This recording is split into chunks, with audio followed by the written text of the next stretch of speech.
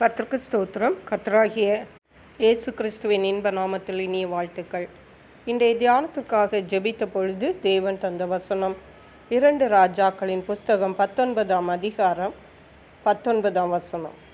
இப்போதும் எங்கள் தேவனாகிய கர்த்தாவே, நீர் ஒருவரே தேவனாகிய கர்த்தர் என்று பூமியின் ராஜ்யங்கள் எல்லாம் அறியும்படிக்கு எங்களை அவன் கைக்கு நீங்களாக்கி ரட்சியும் என்று விண்ணப்பம் பண்ணினான். நம்முடைய கர்த்தராகிய இயேசு கிறிஸ்து நம்முடைய ஜெபங்களுக்கு பதில் தருகிற தேவன். நாம் வாசித்த இந்த வசனம் எசேக்கியா ராஜாவை பற்றினது.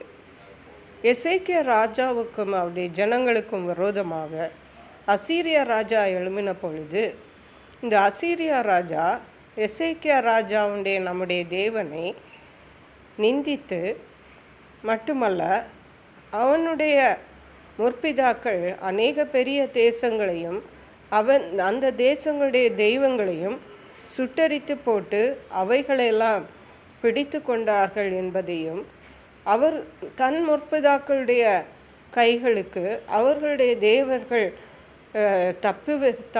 தப்பினதில்லை என்றும், அதே போன்றுதான் எசேக்கியா ராஜாவும் எசேக்கியா ராஜாவுடைய தேவனுக்கும் செய்யப்படும் என்று நிந்தித்து ஒரு நிரூபத்தை எழுதி அதை ஸ்தானாபதிகளிடத்தில் கொடுத்து எசேக்கியா ராஜாவிடத்தில் கொடுத்து அனுப்பினார்.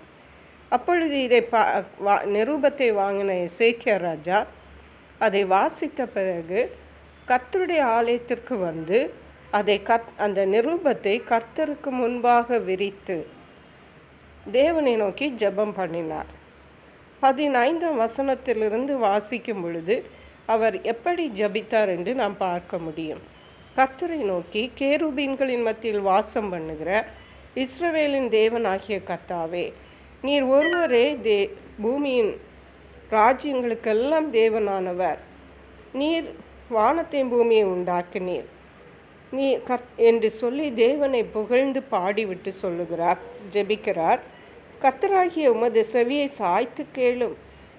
கர்த்தாவே, நீர் உமது கண்களை திறந்து பாரும். சனகரி ஜீவனுள்ள தேவனை நிந்திக்கும்படி சொல்லி அனுப்பின வார்த்தைகளை கேளும். கர்த்தாவே, அசீரிய ராஜாக்கள் அந்த ஜாதிகளையும் அந்த தேசங்களையும் நாசமாக்கி அவர்களுடைய தேவர்களை நெருப்பிலை போட்டு விட்டது மெய்தான். ஆனாலும் அவைகள் தேவர்கள் அல்லவே, மனுஷர் கைவேலையான மரமும் கல்லும் தானே. ஆகையால் அவர்களை நிர்மூலமாக்கினார்கள். இப்போது எங்கள் தேவனாகிய கர்த்தாவே, நீர் ஒருவரே தேவனாகிய கர்த்தர் என்று பூமியின் ராஜ்யங்கள் எல்லாம் அறியும்படிக்கு எங்களை அவன் கைக்கு நீங்களாக்கி ரட்சியும் என்று விண்ணப்பம் பண்ணினார்.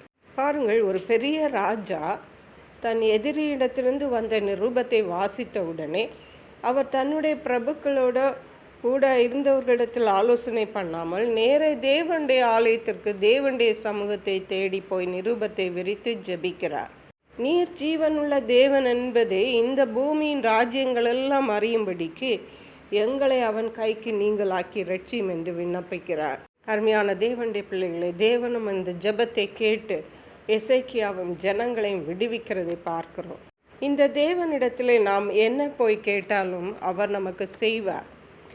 நாம் நம்முடைய பிரச்சனைகள் வரும் பொழுது, நம்முடைய பாடுகள் வரும் பொழுது நாம் கலங்கி போகிறோம், சோர்ந்து போகிறோம், மற்றவர்களுடைய உதவிகளை நாடுகிறோம்.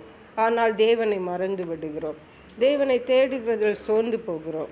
அப்படி இராமல், ஒரு பிரச்சனை உங்களுக்கு வந்ததென்றால், ஒரு தேவை வந்ததென்றால் நேரே தேவனுடைய சன்னதியில் போய் உட்காருங்கள், அவரை தேடுங்கள், அவரிடத்தில் சொல்லிடுங்க, அவர் உங்களுக்கு உதவி செய்வார்.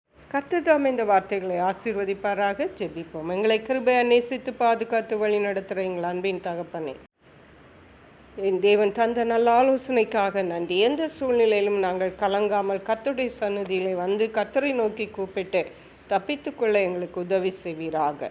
நன்றி பரிசுத்த ஆவியானவரே. துதிகன மகிமை உமக்கே செலுத்துகிறோம். மீட்பர் இரட்சகருமாகிய இயேசு கிறிஸ்துவின் இன்ப நாமத்தில் ஜெபிக்கிறோம் எங்கள் அன்புள்ள பரமபிதாவே. ஆமென். God bless you.